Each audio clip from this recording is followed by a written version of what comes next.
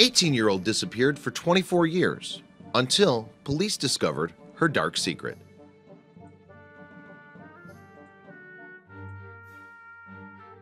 When children come of age and become teenagers, they believe that they can finally be independent, live on their own, make their own decisions. Most of the time, they're wrong. In truth, it usually takes a little bit more learning to get to that point. Elisabeth Fritzl had a difficult childhood, that much cannot be disputed. From a young age, she was subjected to abuse by her father and casual disinterest by her mother. Once she turned 18, however, she knew all of that would come to an end. She would finally be free. Elisabeth grew up in Amstetten, Austria. Her mother and father had been married at a very young age. Joseph was 21 and his bride-to-be, Rosemary, was only 17. Still, the two were in love, and that soon blossomed into a family of their own. The Fritzls had 7 children, 2 sons and 5 daughters, including Elisabeth.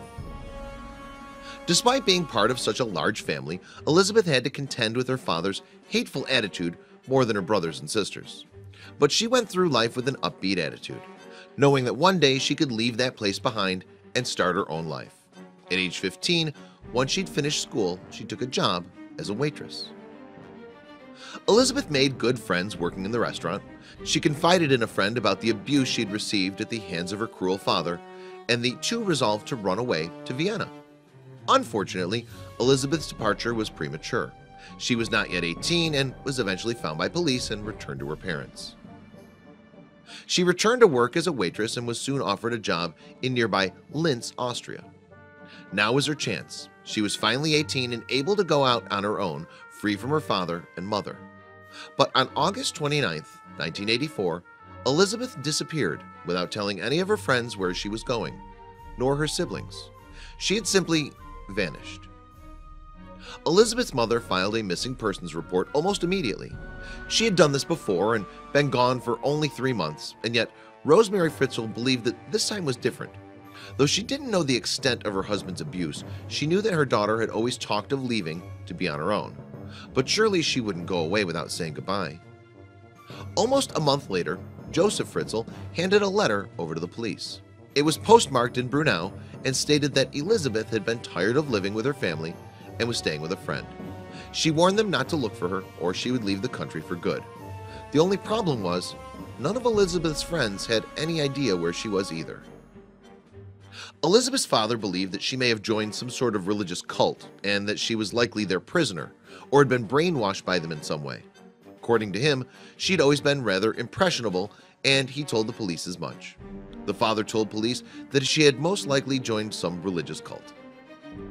In fact, Elisabeth was being held prisoner, but not by any sort of religious cult. Nor had she been stolen by a kidnapper while hitchhiking. No, the truth was far worse. On the day of her disappearance, Elisabeth and her father were home together. Joseph had asked his daughter if he could help her carry a door to the cellar. Once they got down to the basement, Joseph Fritzl held an ether-soaked towel on Elisabeth's face. She fell unconscious, and he chained her to a wall in the basement. The chamber he had built for her was soundproof, locked from the outside, and was unknown to anyone else in the Fritzl household. He was going to make sure she never ran away again. When she awoke, Joseph explained the situation to his daughter. She was never going to leave the basement again. She was never going to see her friends again, nor any other member of her family. He then made her write the letter, which he would give to the police, threatening her at gunpoint if she did not cooperate. After that, Joseph visited her in the hidden cellar every 3 days on average to bring food and other supplies for the next 2 decades. Joseph's abuse of his daughter became more pronounced after that. He had graduated from physical and emotional torture, and he'd moved on to sexual abuse. This abuse resulted in Elisabeth becoming pregnant a whopping 7 times during her confinement. 3 of her children were imprisoned with their mother, Kirsten, Stefan, and Felix. The 3 other children were actually raised by Joseph and his wife Rosemary in the upstairs home. In all 3 cases, Joseph claimed that he had discovered the children outside his house as foundlings and that Lisa, Monica, and Alexander had all been left there by his long-lost daughter, who had obviously bitten off more than she could chew away from home. Once the 4th child had been born, Joseph put Elisabeth and her children to work enlarging their own prison with their hands. He provided them a television, radio, and a VCR, as well as a refrigerator for storing food and a hot plate for cooking. But he offered up dire warnings and harsh punishment for those who would not obey. He warned that anyone who tried to meddle with the cellar door or its lock would receive an electric shock and die. He told them that they'd be gassed if they tried to escape. If they refused to obey, he would punish them by shutting off their lights and refusing to deliver food for days at a time. Meanwhile, Elisabeth did her best to care for her remaining children. Rosemary, however, was blissfully unaware of what was happening in the basement.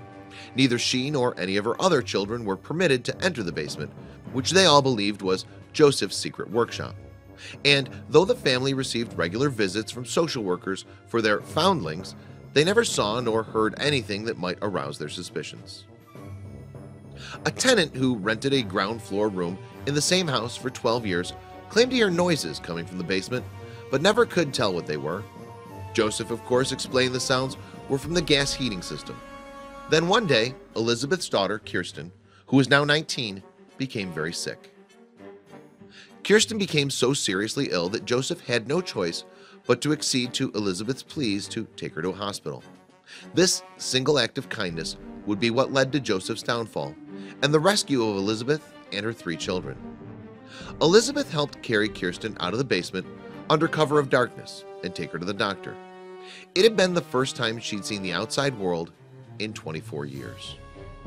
The story that Joseph told to the medical staff about finding Kirsten on the street was more than just puzzling. It almost strained credulity.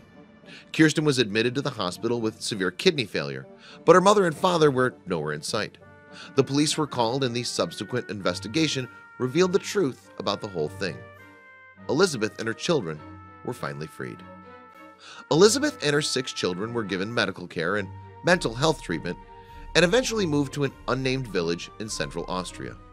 Though they all require ongoing therapy for their severe PTSD, the children love being able to play outside and love being able to be together. Joseph Fritzl was sentenced to life imprisonment without the possibility of parole for 15 on March 19, 2009. He took the deal without any appeal or argument. He was placed in Garston Abbey in a special wing for the criminally insane. With any luck, he too will never be given the chance to see the light of day so long as he remains imprisoned. Please share this video with your friends below.